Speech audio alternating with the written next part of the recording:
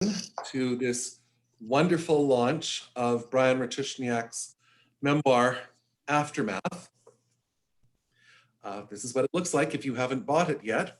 I like you. We are in spirit today at Queen Books, which is located at 914 Queen Street East in Toronto. It is an amazing bookstore. It opened a few years ago when there was plenty of talk of bookstores going the way of the dodo, and Alex Snyder and company saw fit to challenge the prevailing winds, and they set up a beautiful bookstore. And if we were there, we would see that there was lots of space for an event like this, and the walls are lined with beautiful and wonderful books, many of them published by Cormorant. I am Mark Cote, and I am the publisher at Cormorant Books. And it is my honor to introduce Dale Curd and the author of Aftermath, Bryan Ratushniak. Hey. Dale is a counselor, a speaker, an author, a farmer, and host of CBC's Hello, Goodbye, and the Oprah Winfrey Network's Life Story Project. He recently published his first book, Living Lightly, Bring Happiness and Calm to Your Everyday. Talk about a good timing in publishing. Dale, I would say. Yeah, we need it. Dale is going to interview Bryan, and originally from Geraldton, Ontario, Bryan Ratushniak moved to Toronto as a young man to become a firefighter. He was promoted to the rank of firefighter captain before he retired. He received 3 letters of commendation for rescues made on the job. As a firefighter, he started competing as a bodybuilder, winning the Canada Drug-Free Athlete of the Year 2004 and Natural Mr. Canada 2005. Since retiring from firefighting, that is, he has worked in the film industry as a screenwriter and producer. He lives in Toronto with his wife and dog and family. And now, Dale Curd is going to talk with Bryan Ratushniak. Please feel free to ask questions via the chat box at the bottom of your screen, and we will be asking questions later on. Dale, I turn it over to your capable hands. Thanks, Mark. Real pleasure to meet you as well, and congratulations on launching Bryan's book, Aftermath. It's quite an accomplishment. It's great to have this voice about first responders and firefighting specifically out in the world. So congratulations to you, Mark, and congratulations to you, Bryan. Thank you. Thanks, Dale, for doing this. Full disclosure, I sound a little formal here in the beginning, but full disclosure to anybody listening, I know Bryan. Bryan and I know each other not only because we used to live in the same neighborhood in the beach. I think Bryan used to live there, right? Still do. Yeah, and we would see each other occasionally at our favorite social place, the Balmy Beach Club, or we'd see each other along the boardwalk.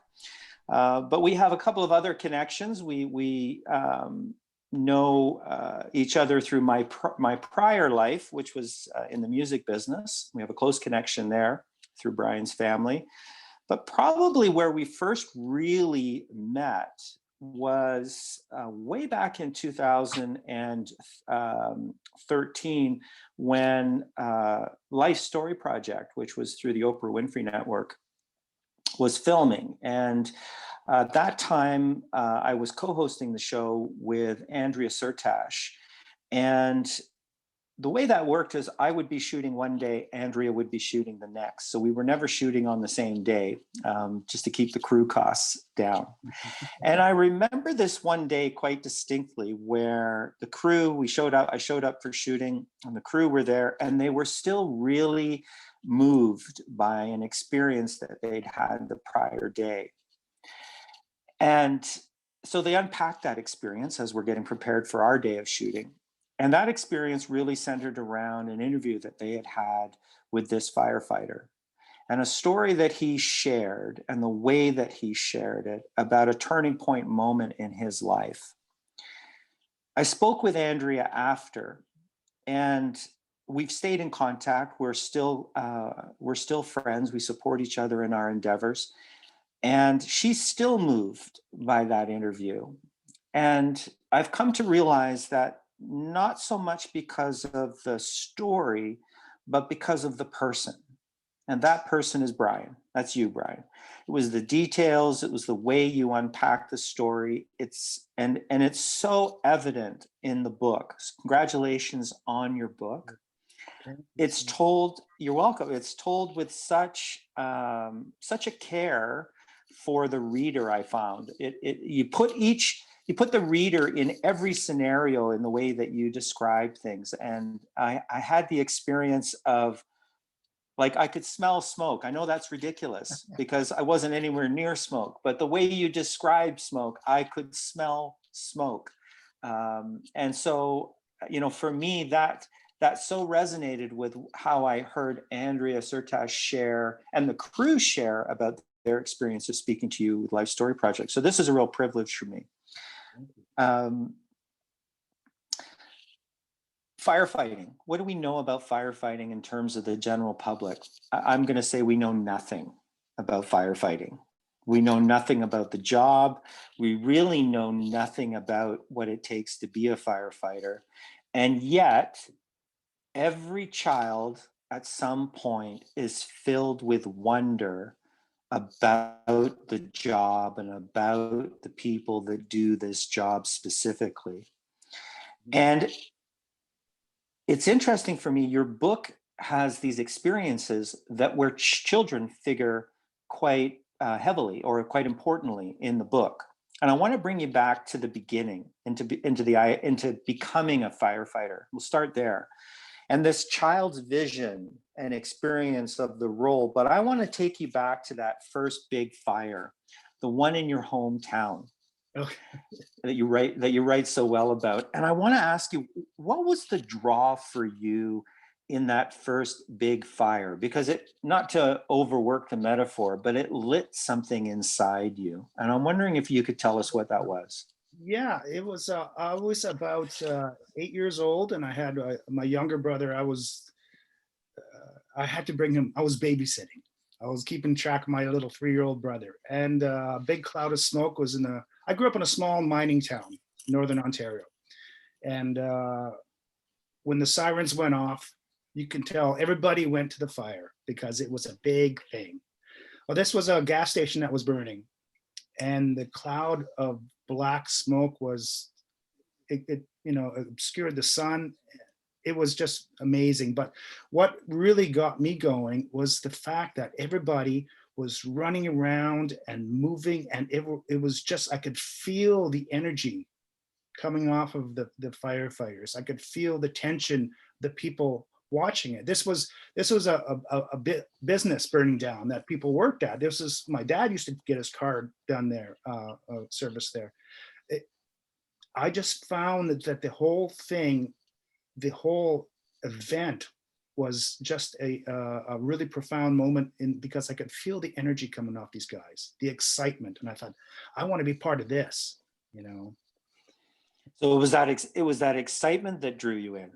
Yeah, I think it was the adrenaline. I could actually feel it off of these guys. I mean, just it was such a close proximity. I was in such close proximity that you knew these people because they were your neighbors. The firefighters were your neighbors because there was a volunteer fire department, and you could feel the tension.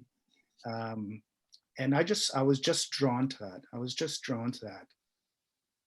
And did that stay with you? Like, how old were you in that moment? What was your age? I was about 8 years old. 7, 8 years old. About 8 years old. So did that stay with you? Yeah, that was always something really interesting for me. I mean, growing up in the 60s and 70s, when there was in a small town, when there was a fire, it was a big deal. And I remember jumping in the station wagon, my dad taking me to fires and just to watch. And I just found it so romantic, like the classic romantic thing, the dirt on the face and the camaraderie and the sort of bravado, and but also the caring of a neighborhood after such an event, because we knew these people, right? What do you mean right? by that? What do you mean the caring? I mean, because I see some of that now where we live now. We live in near two small towns, volunteer firefighters as well. What do you mean when you say the caring of the town? Like, because this very much speaks to the idea of aftermath again, right? After a big event. What do you mean by the caring Right, of the town? right. Well, it's almost like a family affair. The small town, everybody knows everybody. If your neighbor's house burns down, that's a big event for you as well.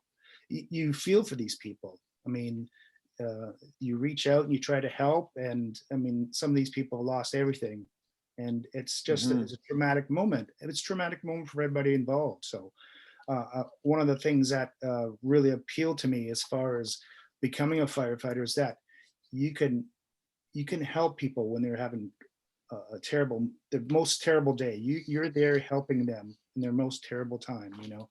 And that was one of the things that I really was drawn to as well.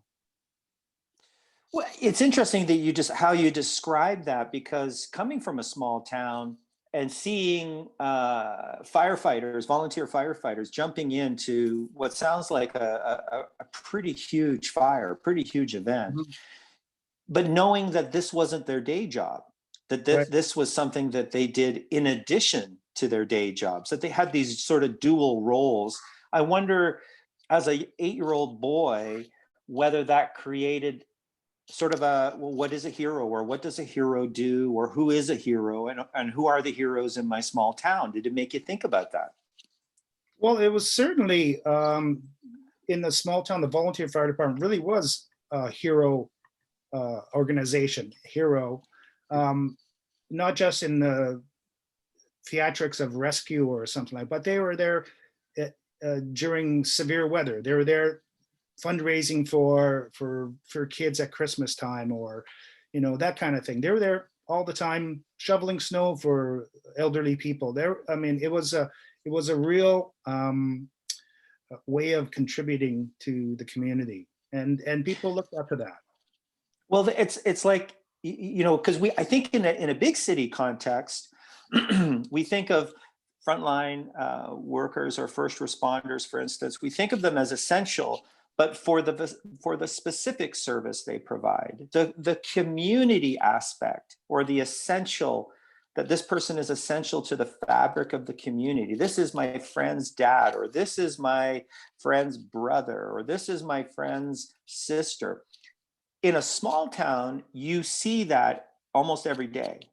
Right, right. That how big a part of the job that actually is. Yeah, and it's the funny thing is like my father wasn't a volunteer firefighter, but the man across the street, Mr. Shields, he was a volunteer firefighter. The man next to him, we used to call Uncle Ted.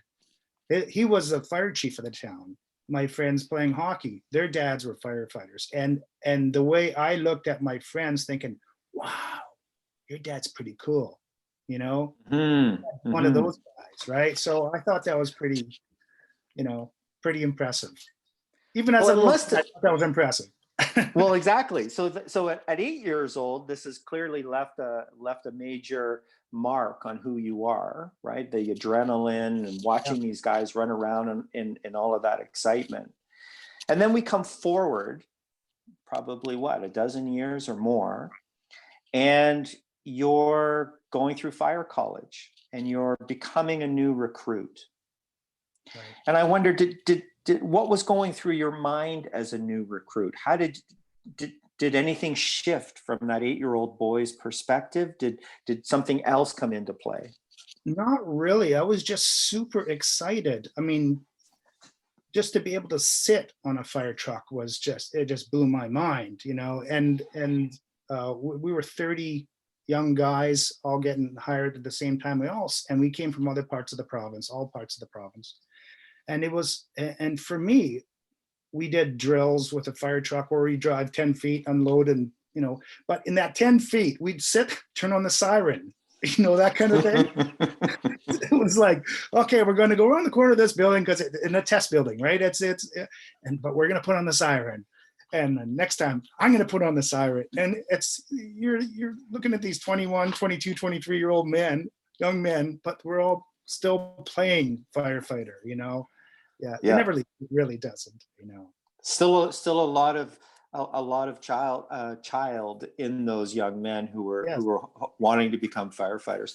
We have a question from well, we've got greetings from Geraldton, and we had a question. At what age did you join the Toronto Fire Department? I was 21.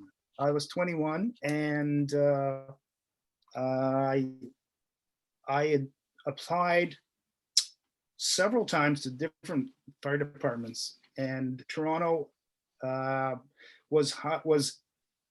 went through an attrition period where a lot of people were retiring and they needed a lot of guys. So I was 21, and it was like the third time I applied, but I was focused. I had the blinders on, and there's nobody going to stop me this time. So you're 21. It's what year was that? 1985, January 1985. Okay, you're 21. Yeah. You're on, as they say. You got on. I think that's the phrase that they were using, right, at the time. Yeah, you got on. What did the path look like? What did you see as the road, your future, when you knew that you'd gotten on and you were part of the Toronto Fire Service? Well, personally, it was like I actually made it. You know, I was 21, and this is sort of my dream job, you know, and it was like, it was really hard to handle because as a teenager, I had little jobs shoveling gravel and delivering groceries and, but this was like, I was 21 and I had a career. So it was really, it was scary in the fact that the older men in the class had already had prior careers and jobs and stuff. And I was just sort of like, I'm not sure what I'm supposed to be doing here. But I was tiptoeing into the whole thing, but I was very excited and very nervous. I was very nervous. Well, this sounds like it was your first job, like your first real job then. Well, my first real job, it was my first career job, like first full-time job. I worked part-time all through high school. And then I moved to Toronto to go to school for electronics. And I didn't do very well because I'm no good at math. And well, it's true. And because I wanted to be an electronic engineer, and engineering is math. And it was just too tough for me. Yeah. So it was just a light bulb went off in my head. I'm sitting in the college and watching fire trucks go up and down the street and go, man, I want to do that. How do you do that? You just call up, fireman school. And it was a 2-year process from that point going, I'd like to do that, to becoming hired. So you say there was an attrition going on. It sounds like there was a changing of one perspective of the job, yes, and then shifting into a different perspective on the job. Is that fair? That's fair. In 1957, Toronto Fire Department went from 3 platoon system to a 4 platoon system, from a 56-hour week to a 42-hour week. So in 1957, they hired a whole platoon, 250 guys, the same year. So 1985, they were all retiring at the same time, and it left a gap. So there was a real gap between the young firefighters and the old firefighters. Like when I would go out relieving, which means you would go to another station to fill in a vacancy, the young guys are sometimes been on the job for 25 years because there was nobody retiring. Everybody got, and then all of a sudden, and the older attitudes left as well. The people that were in the upper management when I got on in 1985, some of them were World War II veterans. Some of them were Korean War veterans. So it was quite military. And it was like, you know what? So what? You're cold? Haha. I got a story for you. That kind of thing. So yeah, they were tough men, but very good, good to the young guys. Let's come forward a bit. You were at this job being a firefighter for 32 years. Right. I have it that your retirement date was February 28th, 2017. Yeah. Yeah. So let's come ahead. Let's come ahead a bit, and let's talk about. I'm a bit of a comic book fan. I always have been. I think comic books are a beautiful metaphor for what happens in culture and society. And I'm not sure if that's true for you as well, whether you liked comic books when you were growing up. Yeah. I loved Batman and I loved Superman. And I always related more to Batman because he felt more real, because he had this darkness to him. He had that was clear where it came from. And it was clear that he was committed to what he was doing, but he really didn't like it. At one level, it was kind of a necessary evil. Whereas Superman, up to a certain point, was just, he was just so good. He was just so clean. Yeah. And then I'm not sure what the date was, but then Superman started to go dark. And he started to be withdrawn and introverted. And I think they even crafted a sort of a dark identity for him. And I'm sure the fans will be all over me about this, that I can't remember who it is. And that's when Superman became more real to me. And I think the parallel for me here and firefighting is that for a lot of us, we see firefighters, we see first responders as super beings in a lot of ways, and yet what we don't understand is the daily grind. I remember, not to go down too much of a tangent, but in my music business days, one of the first bands I ever worked with was Crash Test Dummies, and I'm not sure if you remember them. Winnipeg band, had a huge song with Superman song, and the essence of the song is like that this is just a normal guy who's going through the grind of just being a superhero, but that nobody really appreciates, nobody really values what he has to go through. And so I want to say, like, what would happen for you as a firefighter? Because I think the parallels are similar. What would happen for you as a firefighter on a typical week? What would a typical week look like? It really depended on where you were stationed. If you're in downtown core or in a suburban fire station, the range of calls would vary. Where I worked, it was everything from a person who's passed out from too much drink to an elevator rescue, someone stuck in an elevator rescue, to a fire, to a car accident. Someone's, and we would also work in conjunction with the police sometimes if they had a suspect on a roof and they had to get that suspect. And sometimes we were the people with ladders, so that kind of thing. So it really ranged. There was quite a range of things that we had to do. So it really depended on where you worked. And what's that like, day in, sort of day out, week after week, when you do it for years? Well, that's the wonderful thing about it, because there's such a variety. It's never really, it's not like you're on a factory floor or assembly line doing the same thing. Each time you get a call, it's this kind of call. It could change radically quickly into something else. Mm-hmm. You go for a call, for example, you would go through like a medical call sometimes, and all of a sudden it becomes a crime scene. There's a crime involved, or it's a fire, and then it's become something else. I mean, that was one of the interesting things, because the best firefighters are the ones that make a quick decision based on very little information, and then reevaluate and adjust quickly. The ones that, and this is going to sound terrible, but they're really intelligent guys on the job who know, or book smart, sometimes had a hard time changing decisions because they are requiring 100% information before they evaluate. And and a lot of times that doesn't work.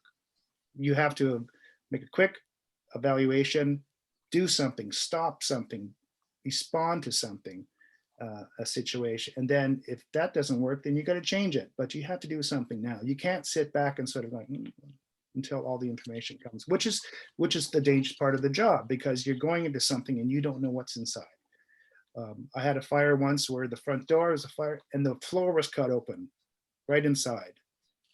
And it had it not been for the guy beside me, he was like, you know, he held me from falling into the basement. But who would have known? We had a call where I opened the door and a guy threw Javix at us. You know, it's, you don't know, coming up to a building and people throwing beer bottles and things like that. You know, it's just, you got to be on your game. So, and the ones that Yeah, get hurt get kind of complacent, and that's when you get hurt, is when you get complacent. When you get complacent, I wonder if you get, you know, with that constant change, that constant variety, that consistent inconsistency to what your day could look like. Right. Do you go from being complacent, or do you get numbed out? Like, what happens after 10, 15, 20 years of that? Well, What did you see? Yeah, well, I found for me personally, I did get numbed, becoming inured to it. It was like, okay, well, it's just another dead guy, whatever. What's for dinner? And it was, I mean, shaking just thinking about it. You get to a point where you start realizing that was really crass, you know, what I just said to that person. They've lost somebody, and it didn't compute, right? And it wasn't until about I was on the job maybe 20 years when I really found myself. I had to really think twice before opening my mouth at a scene, because I may be blurting out something that's completely insensitive. And it was around 18, 20 years, and I was thinking, you know, I should watch what I say, because I'm broken inside. This is not normal. So. I'm going to take a question from the group if I can. Let me just see how I do that. I see some people from Geraldton. Hi, people from Geraldton. Greetings to Geraldton. Yeah, you've got lots. You've got a comment from Beamer. Remembering that fire on Jarvis Street, you pulled the guy out. Then we found all those kittens in the closet. Yes, on Sherburne. I thought it was Sherburne. No, it was Jarvis. Yes. Paul Beams. Hi. How are you doing, buddy? He's retired. Dale, up in the God's country now. He's up in God's country as well. Well, we'll have to run into him sometime. But it's I think that's a great comment, because it kind of speaks to, you just never know what to expect, right? In a job like this, you never know what to expect. And I haven't worked with that many firefighters, a few. I worked with a lot more police officers, and I know that it's a job of firsts. What I mean by that is you always remember your first, right, and then you fill in the blank. But nobody remembers their fourth, their fifth, their sixth, their seventh, their eighth, which are going to happen, but you just never remember them. And it's just a part of doing the job. It's how we psychologically use the word inure. It's a great word. How we psychologically inure ourselves so that we can just show up and do the job as it's expected of us. And I wonder, like for you, when you look back, when did you first notice the cracks in your sort of mental wall? What for you was the moment when you went, wow, okay, hold on a second. This is actually having a big effect on me, what I do. Yeah, I'm going to back up a second there, because it's a two-sided coin. Because when I was coming up and facing these traumatic experiences when I first got on the job, in my first few years on the job, the older guys, the veterans, seemed to these traumatic things seemed just like water off a duck's back. They were like, and you looked up to that. Wow, that didn't bother him at all. And it was like, I'm going to be like that one day. Not knowing that, yes, I'm going to be like that one day, right? So, the prophecy of that moment. Yeah, right? but it was a badge of courage. You know, there's there's one guy in particular, I won't say his name, but he's amazing. And I had a few traumatic things with him. And it was like, wow. Like even today, this is like 25 years later, I'm going, this guy is amazing. Because one of the hard parts, and to answer your question, when I started to question myself as to my mental state, when that tipped over, we had a call, and I always wanted to be an actor, be on TV. I did commercials, whatnot, and we had a call for this man who was hanging. He'd hung himself in this actor studio. And I came in, okay, well, there's nothing we can do here. And then people were coming in for their acting class, and they found this man hanging there. And I was like, the first thing I said to these people, so what kind of acting classes do you do here? Not taking into account there's a guy hanging from the rafters behind me. And it was that moment when I go, that's not cool. There's something wrong. That is not normal. And it was a real moment. I could picture it in my head when I caught myself and I ushered these people out, and I said, "Oh, this is a traumatic moment, and you must feel really bad, big." But I caught myself. I said, that's just not cool. So was that the beginning, Bryan, of your journey? In terms of, because you're quite open about PTSD, about your PTSD in the book. You're quite open about your experiences. Was that the sort of the first day of turning that around, of coming out of that inurement, as you call it? I think there was a couple of episodes. There was a couple of waves of. I've always dealt with depression, and there was a couple of waves of it, and at that point it was I had come about, and I sort of I was trying to test myself, and I knew I was damaged. I knew I was suffering from post-traumatic stress, so I tested myself, and I said, okay, I'm only going to think about the dead people that I can see their faces, not the ones like where you see them lying that you can't, just their faces. And I'm sitting there and I'm counting their faces, 25, 30, 35, and I'm sitting there counting just the faces, and I'm thinking, well, there's no wonder you're having problems. This is like, anyway, that was one of the exercises I had, and that takes place basically in the middle of the book when I was going through a divorce and hitting the bottle pretty heavy and that kind of thing. It was a self-evaluation for myself there, and that was one of the waves of my awareness of my post-traumatic stress. What you describe as how you coped and the impact, right, of what was going on, your marriage, drinking. I have to imagine, or at least I'm thinking, you weren't alone in that. You must have seen people that you worked with who were going through similar experiences, and they were trying to cope with it in similar ways. Do you feel like you had support from colleagues or managers? Do you feel like you were supported or was it something that you just didn't talk about, like the older guys had done? Like, just never talked about it, you just moved on from it? Right. Initially, in the first few years of my job, it was self-medication. The older guys coming in for the night shift, they spent the afternoon at the Legion, and I thought, these old drunk guys, like, get it together. This is, we have to be on.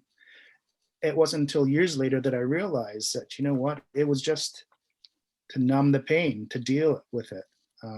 But everybody, there were so many stories that people came up to me and relayed to me that they're tough times, but they wouldn't do it in public. They would go one-on-one.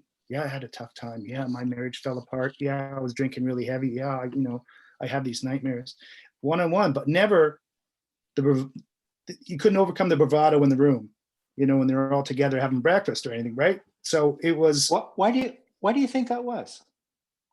I think it's the perception of the job. I think it's the nature of the person who wants to become a firefighter. I think that it's the physical aspect of it. It sort of appeals to a lot of like hockey players and football players and the macho kind of thing. So I think just the nature of the applicant. I'm indicate, wondering. Yep. I'm wondering if it's if it's. I don't want to let anybody down. I don't want to. Well, there's that too. Yeah, absolutely. Absolutely. And that's why one of the things was coming back to duty after you've been off injured. Like I remember I had broke my foot and I came back too soon and we had a fire and it was like I stepped on a rock as I was putting up a ladder with these guys and my foot, of course, it wasn't ready and the ladder is almost falling over and I think, you know what, I shouldn't be here. But it's the ego, right? You're trying to overcome the ego as well. And I think that's a really interesting thing that, again, I tweeted before we started that people would learn something, maybe something they didn't know about firefighters. And I think maybe this is something that people can learn, that vulnerability when you do a job like firefighting is not all about ego per se. A lot of it is you don't want to be seen as the weak link, because being a weak link in firefighting or in another first responder careers means that somebody else could be in danger. And it's not necessarily the ego of I want to make sure I'm never vulnerable. It's if I'm vulnerable, somebody else may suffer something life-threatening. Right. And that's interesting that you mentioned that you never want to appear vulnerable. I think, and I can only speak for myself, is that you talk about the Superman complex. When they call, I'm the one that has to help them. I'm the one that has to rescue them. It's the same mind frame that I would equate with a mother jumping into the river to save her drowning child, even though she can't swim herself. She's going to jump in the river. It's the same thing. You want to help because they're relying on you, right? Mm-hmm. So absolutely. I think there is a Superman mentality there, like I can do it. But there's also that integrity of the chain. Not to trade metaphors with you as a writer, but it's also the integrity of the chain. You don't want to be the weakest link in the chain. Yes. And weaknesses, vulnerability, or I can't do it. If I have to admit that I can't do it, then I'm letting somebody else down. Yes, absolutely. And that comes through loud and clear in Aftermath. I've got a question from Jacqueline. She says, do you think it would be healthier for frontline workers to have a limit on the number of years doing the job, like a mandatory break after 7 to 10 years, for instance? Well, that's interesting. Certainly an evaluation would be warranted. Rotating to other duties maybe, but I certainly an evaluation just to acknowledge sometimes to the firefighters, first responders, that if there's a problem, we can shift it to here, over to here, or whatever. But again, it comes back to that vulnerability, that macho. I'm not going to be the weakest link. And to be honest, when we all went down for training, firefighters going down for training at the academy, they hated it because it's like your classroom again. You're like you're stuck in the back of history class again, and nobody liked it. So if they mandated a 7 or 10 year breakers, I think they would be up in arms. Nobody would love that. But at a practical point, I think it's a smart idea. I think it's to reevaluate. What they're doing now is when they start on the job now, they actually address mental health, mental safety, how to make yourself safe, which is something we didn't have back in the day. But they're being really proactive now, and that there's no shame in saying I need to step back, right? So Well, I know resiliency is a big topic right now, certainly in the first responder community, in terms of how can we make or how can we help, not make, but how can we help the people who have these jobs and these careers be more adaptive to the stresses that they experience. Writing aftermath, a firefighter's life. What was your inspiration for the memoir, and when did that occur to you? When did you say, "I got to write this. I have to write this down. Well, I got to start this process." Right. It came in a couple of stages, actually. At social functions, people say, you must have all kinds of stories. And I would say funny stories or whatever. And so when I would have a traumatic incident or a humorous incident, I put it down in the notebook so I can remember them the next time I go out at a dinner party or whatever. Right. That's true. And it's, oh yeah, that guy. Okay. And some of the stories, it's only like the cat lady. You know, there's like one line, like, oh, okay, that was a cat lady. Yeah, okay, she had like 14 cats. And so, but when I decided, I had pages and pages of these funny things. So my initial intention was just to make a funny, like, reader, like a bathroom reader. Almost, you know, each anecdote was like a page long or something, right? So it was, but as I started writing it, each little story would trigger another memory that wasn't so fun, and then that memory would be triggering another one, and oh, I remember that time, and then it goes back to what was happening in my personal life, and it just sort of evolved.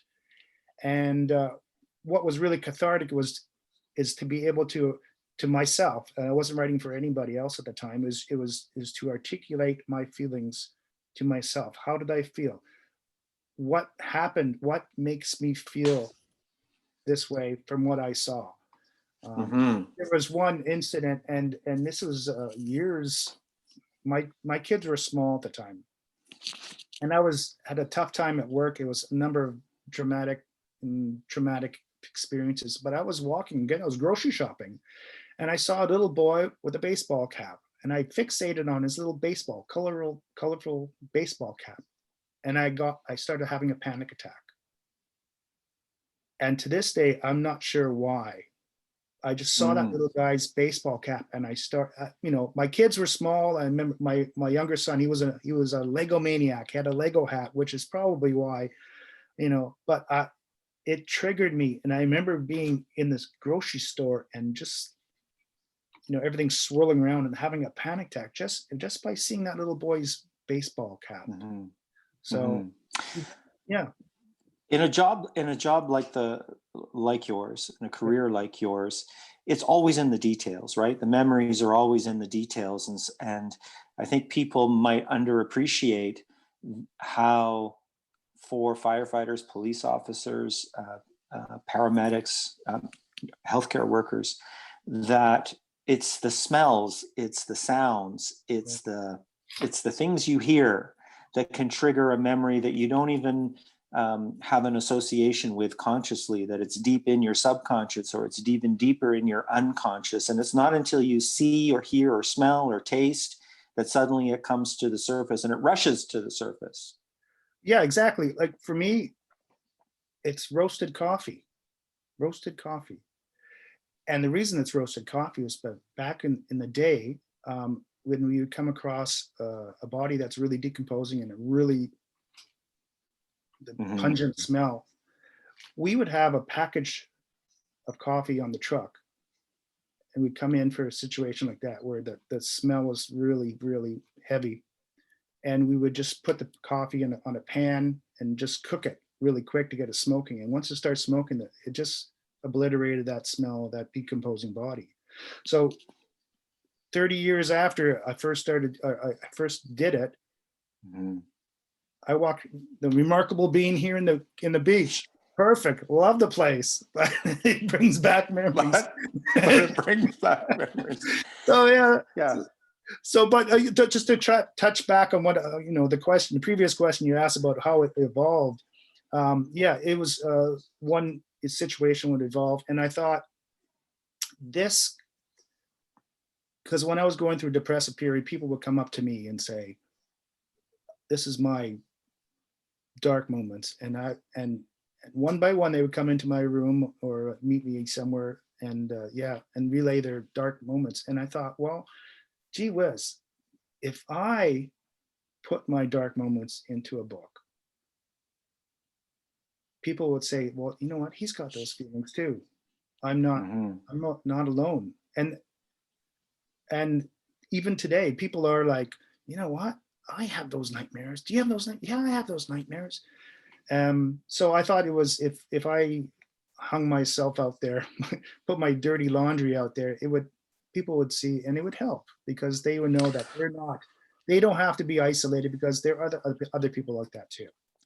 And and Aftermath certainly has those moments. Like, you're quite honest. I got to say, you're visceral in your honesty about what you experienced and how you describe it. But humor is also really present in this book, and it's present in the way you tell stories. And I think, I think if we're not, like, for me, it was really curious about, well, I wonder why he chose to tell the story the way he's told the story, like this memoir, because you could certainly tell this story and be really dark if because the darkness is there, right? But you chose to mix in the really serious, poignant with the light and humorous. And I want to know, like, why was that important to you? How come you had to tell the story that way, in your view? Well, I think it's a coping mechanism for one, but there are a lot of humorous stories out there, and those are just fun to relay. People like, I was just thinking of a story that's it's not in the book, but a friend of mine told me. I was at the station working in Regent Park at the time, and the rescue squad went out for a call. It was for a person trapped, and it was for a child trapped, and that's all it was told. And they came back and they told the story. And what it was a brother called, my brother is trapped. He's trapped, and the crew's going on this call. Thought, well, he's stuck in the sewer, and methane is going to kill him. They got there, and it was like the little boys. Am I going to go to jail? Is he going to die? It's like, where's your brother? Well, is he going to die? Where's your brother? And then, as soon as he was saying that, you could hear this thumping and yelling in the back, and they turn over, and his little brother stuck in a newspaper box behind. Boom, boom, boom, boom. Am I going to go to jail? We just thought we can get the money if we go inside. Well, they laughed and giggled and stuff, and it's okay. Who's got a quarter to put? Nobody had a quarter to put. Something. They had to literally ask a person on the street, do you have like 50 cents to put in the box so we can get this kid out? Things like that. It's humorous. Yeah. So there's a lot of humor in that. That keeps it going. Maybe that's the learning about the job, is that the dark and the heavy does live alongside the light and the humorous. Mm-hmm. Yeah. I think you're right, and the part of the humor comes just from the nature of the job and the camaraderie that surrounds a fire hall. It can be almost frat house like, in it's because you have to function as a team. You have to know the person behind you is going to pull you out of that hole. And that's how you work, whether you're a hockey team or you're on a firefighting crew. That sort of roughhousing and that kind of stuff, it's actually essential. There's no second thoughts. Yeah, he's going to pull me out of that hole. That kind of thing. Got a question from Dana. Thinking of the stuff that happens when there's no fire, how do you guys organize the cooking and the shopping in the fire hall? Oh, well, there's always a really good cook in the fire hall, whether that was their previous lifestyle. Um, I never cooked. I cooked breakfast once. So the deal was, 32 years and you never cooked? I cooked once, and I'll tell you the story. Because if you cooked, you didn't have to do dishes. So that was the deal. So I cooked breakfast once, and this was like probably 1987. And I broke the eggs, and the guys jumped on me, and I haven't cooked breakfast since. I'll do dishes. I couldn't handle that because they're ruthless. They're ruthless. Generally, the person who cooks and the shopping, the crew goes out. If there's several trucks in the hall, one truck will go out, or if gone to an alarm call or a fire or something, on the way back, they'll say, could you pick up dinner? What do you want for dinner? Oh, let's have chili or whatever. And then one of the trucks will do that. So, but yeah, generally the cook he's living the high life without having to do dishes. But clearly under a lot, under a lot of pressure. Well, they've earned that. They've earned the admiration of the crew. You don't, you don't upset the cook. That's right. Yeah, that's right. And if you can't stand the heat, get out of the kitchen. Get out of the kitchen. Yeah. A happy crew is a well-fed crew, and we all try to keep the cook happy. That's amazing. So it's been what, 2.5, 3 years since you retired? I'm coming up on 4 years at the end of February. Yeah, it's gone by real quick. 4 years. 4 years at the end of February. Do you miss being a firefighter, or maybe another way for me to ask that? What do you miss more? Do you miss the job, or do you miss that part of your identity on a day-to-day basis? That's interesting. I miss being a firefighter, that identity. I miss the camaraderie. I miss the exciting action stuff, that you would do. I miss being in a fire truck on the way to a call. The adrenaline rush, I miss that. I miss the feeling of, after you've done a good job, that sort of feeling of gratification, or that you've earned this, good feeling in your gut. I miss doing good. I miss being important. Not important like a politician important, but important in making a difference kind of thing. Because even a small everyday kind of task could make a big difference in a person's life, and I miss being able to be in a position to do that, What would you say to that 8-year-old boy standing at that fire in Geraldton with his younger brother in his polyester pants? Polyester What would you say? Yep. What would you say to that young boy if you could stand beside him? I would say, you're going to love it. You're going to love it. It's going to be, there's going to be ups and downs, but you're going to love it. And it's the best job in the world. Really. It's a whole identity thing. Yeah. I don't know. I would have told him, look, because you're going to love this thing, you're going to make some great friends. You're going to have some great memories, and you're going to meet some wonderful people. Yeah. And you're going to write a book. Well, you have to finish English class. You'd have to do,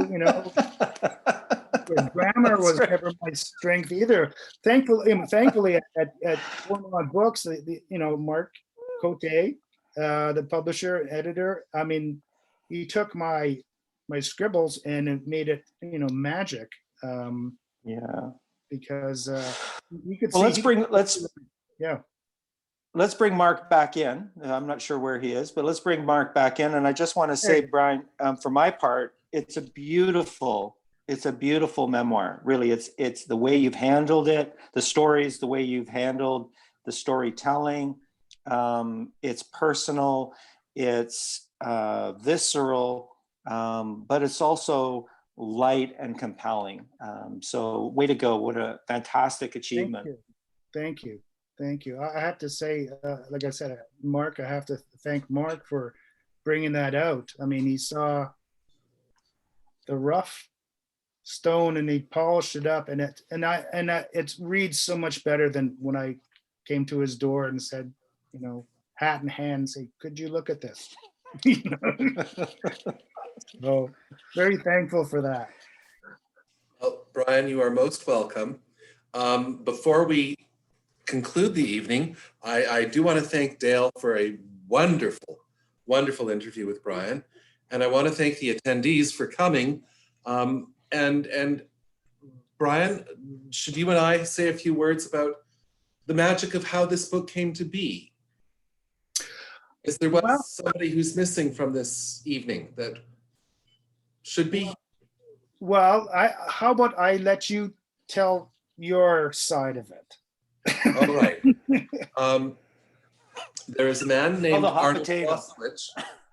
Arnold Gossage, Yes. who had a marvelous career in the recording industry. And, oh gosh, more than 30 years ago, he left the recording industry and went into publishing. And along the way, Arnold became an agent, and he has presented books to various publishers over the years, including Cormorant. And when he brought Bryan's book to me, we met at an espresso cafe. I think it was in Forest Hill Village. Yeah. And the three of us sat and chatted. And I said to Bryan, I'm not interested in something that's full of funny anecdotes. I'm not interested in something that's full of misery. Do you have something that's midway? But Bryan could respond. Arnold said, yes, and committed Bryan to a memoir, which to this day, I'm not entirely sure Bryan had already written. Well, he did exactly what every good agent was supposed to do. He said, we're good. We're on board. He's got the goods, man. Whatever you like. No, Arnold Gossage, I have to say thank you to Arnold. He's passed, unfortunately. But yeah, he was a wonderful man, and he was my champion. He was. Yeah, I think he called you quite a few times. Oh, when you finally submitted the rough draft, I think he called me every 15 minutes. But that was Arnold's dedication to the people he believed in. Yeah, no, good man. Thank you, Arnold. I wish you were here. Yes. Really and truly, we miss him very, very much. Dale, again, thank you. Terrific work. Bryan, thank you for You're welcome. putting your memoirs out there. It's not easy. And Dale brought that out this evening, but the book is a wonderful, wonderful read. It is a glimpse into a life that all of us appreciate enormously. We really do. Whether or not the firemen have turned up because, in my case, the coffee roaster roasted the coffee beans too much and set off alarms. There you go. Or because there's a real fire and they're needed desperately. It's a wonderful, wonderful profession to be in. And you really do illuminate it terrifically. I want to remind everybody, the book is available from Queen Books, 914 Queen Street East. You can order the book online and say, please have Bryan dedicate this book to fill in the blank. And he will go and autograph all the books, and you will get a copy. You can pick it up from Queen Street, Queen Books. They will do curbside pickup. And I believe as of Thursday, we're back to closures. So curbside pickup is what you will be able to do. And Queen Books will do that for you. Thank you very much to Chantel Cho, who works at Cormorant and is a technical whiz, making all of this stuff possible. It's still, this entire technology is a miracle to me, because I remember being not quite 7 years old, or maybe I was 7, at Expo 67. And then in 1967, they had telephones in the pavilion where you could talk on the phone and see the person you were talking to. It was a real glimpse into the future. Wow, we're there now. Thank you, Sarah Cooper, for pulling this together as well. And for Barry Jowett. Barry Jowett should get a real big shout out. Because he was the person who did the fine tuning with you, didn't he?